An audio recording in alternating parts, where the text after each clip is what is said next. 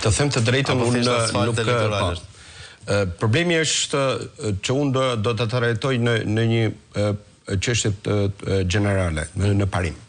Dy gjëra janë esenciale. Edhe ditën e djeshme ose ditën e pardjeshme kryeministri ka inauguruar fillimin e punimeve.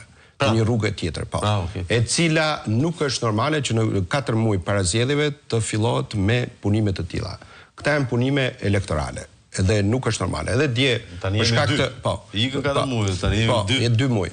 Për shkak ditën e djeshme, po shkoje në një ngushëllim në Lezhë dhe shoh një rrugë tjetër të cilët prap kishte filluar punimet, gërmimet e saj për të hedhur asfaltin elektoral.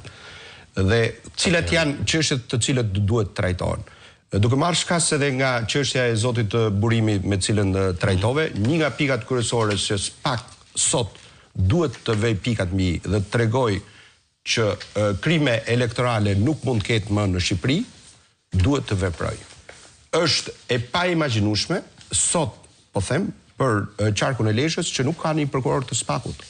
Nuk është saktuar, paktën nga informacion që kam unë dhe njoftimet që kam dhënë në shtyp, qarku i Lezhës nuk ka prokuror të cilët të mbikëqyr në lidhje me krimet zgjedhore. Task Force. Ka në Shkodër, ka në Tiranë, ka në gjitha rrethet e Shqipërisë, po në qytetin e Lezhës nuk ka.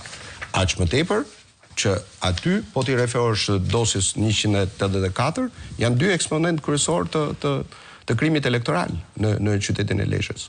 Dhe o është lënë në harres, o është me vedije, këtë nuk mund ta them dot, por që se paragjykoj dot. Por se kush do e mbuloj qarkun e Lezhës në një periudhë, sepse ka ardhur momenti që krimet zgjedhore të marrin fund një herë mirë. Të bëhen zgjedhje të lira dhe të ndershme, populli të lejohet të votojë dhe ne a mund të arrijmë në standardet e Kosovës. Të paktën minimumi, Mos ta çosh lart.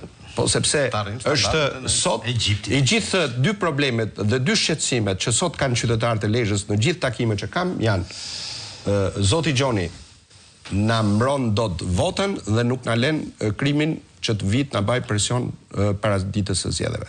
2 elementë kryesorë të cilët sot diskutohen në qarkun e Lezhës.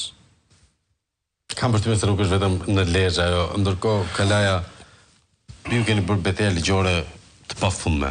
A do të keni një task force tuaj se Spaku e ka, prokuroria e ka, Syria ka me Sonila Meçon.